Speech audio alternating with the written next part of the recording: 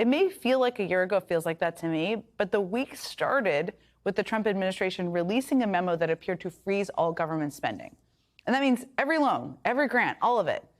They claimed the pause was intended to root out, and this is a direct quote because I can't make this up, Marxist equity, transgenderism, and Green New Deal social engineering policies, whatever that means.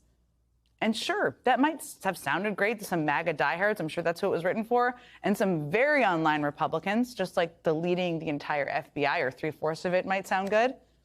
But when that funding freeze actually happened, people across this country understandably freaked out. I mean, just listen to what local newscasts sounded like in the hours and days after that order. The words that local agencies gave me today, chaotic and confusing. Chaos and confusion. Mass confusion. Confusion. Even more confusion. Widespread disruption in healthcare research, education programs, and other initiatives. Several states, including Utah, reported error messages like this, warning of delays and/or rejections of payments. Some Kansas City public service agencies couldn't access their federal fund portals. Many local organizations tell us they are facing now an uncertain future. If there's no change in the order, starting Monday, February 3rd, the building will be closed to children and staff. You may have to lay people off or furlough them. $14 million worth of projects that were coming into Kanawha County are on hold. We really don't know what to expect. It's very scary. It turns out, I mean, even when people are mad at Washington or mad at Congress, they like the stuff government does. It turns out people need the stuff government does in their communities. And the Trump White House did not seem to have any idea whatsoever what they'd done or the impact it might actually have. I think I'm sensing a bit of a theme here. How about you? Now, the next day, facing backlash from the American people and a federal judge, the White House kind of, sort of rescinded the memo, kind of, sort of, intentionally, in my view, making the situation even more confusing. And you may still be confused. But the whole thing was in keeping with their plan to just gut the federal government. And trust me, the thing is, the story is far from over. Because on Friday, a longtime, well-respected Treasury official was forced out of his job after a dispute with Elon Musk over granting him access to the federal payment system that is essentially the country's entire checkbook. I mean, the system is so sensitive that typically only a very small number of career officials have access to it. Paychecks to federal workers go through it. Social Security checks and tax refunds go through it. And sensitive personal information about everyone who gets those payments is in there, too. Well, yesterday, we learned that Elon Musk and his Doge posse have now been granted access to that federal payment system. So, yeah, I know this all sounds scary. And I'm not here to minimize the impacts of a president gutting the federal government and taking a wrecking ball to the Department of Justice. But that's why we're going to keep talking about it. Luckily, I do think the country is realizing just how important government can be. And all it took, I hate that this is the case, was a president trying to stop everything the government does. Joining me now is Democratic Congressman Jamie Raskin of Maryland. He's the ranking Democrat on the House Judiciary Committee. He knows a lot about a lot of things, is my summary, too. I have so many things I want to ask you about, but I just want to start with this purge of FBI officials and January 6 prosecutors. You said in a statement, if allowed to proceed, Trump's purge of our federal law enforcement workforce will expose America to authoritarianism and dictatorship. I mean, you are a constitutional law expert. You choose your words carefully.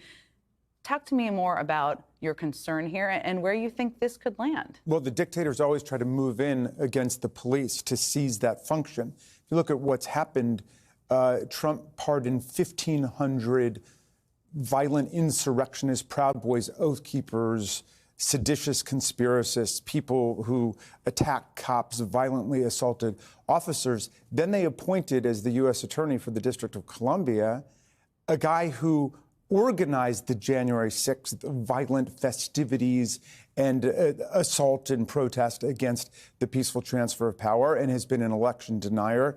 And now they're proceeding to sack prosecutors who were involved in prosecuting January 6th, even if they were assigned to it. It's not as if they volunteered for that. In a lot of cases, they were just assigned to do it. They're sacking them for having anything to do with it. And the attack on the FBI is extraordinary because for decades it really has been an apolitical operation. There are Republicans who work there, independents, Democrats. They've served all administrations. And now, just because they were assigned to work on the most massive attack on the U.S. Capitol in American history and to prosecute cop assaulters, they're being fired, they're being investigated.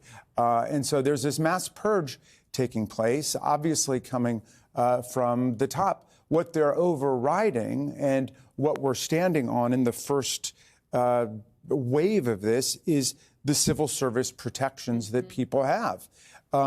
Even at the FBI, people have to have a due process administrative hearing before they're fired. Nobody in the civil service can be fired because of political reasons. That's the whole reason we have a civil service. The civil service exists so people aren't fired for political reasons, and the only justification being given for any of these firings, whether we're talking about prosecutors, FBI agents, people in other agencies, is we feel like you can't get with the president's program. You can't serve him. Of course, they haven't been given a chance. So these are apolitical, professional civil service people. They've not been given the chance. They're just essentially accused of guilt by association for doing their jobs before. And that's an amazing thing. So it's a very dangerous moment for the American people because the professional, independent civil service serves us. It's all of the laws and programs that Congress has adopted on behalf of the people, like Social Security, like Medicare, like the national parks, like the FBI itself, like prosecution. And suddenly they are trying to bring it directly under the control of the president for political purposes. I just said in the opening, I mean, this is an ongoing story. There are amazing reporters reporting on it, but there is this list that is reportedly being created that could be made public of people who have worked on these prosecutions, investigated them in a variety of ways. Are you concerned about that list becoming public and a target being on the backs of these people as the January 6th insurrectionists were released? Well, Enrique Tarrio, who's a leader of the Proud Boys, has posted online, I think this morning, the name of an FBI agent demanding her investigation and her arrest for various imaginary crimes he thinks that she has committed. So we're in a situation now where the pardoned criminals believe that they've got more power, and they're probably right, with the new government than FBI agents, than law enforcement officials, and then prosecutors. And they want a complete purge of the government to bring everybody directly under MAGA control.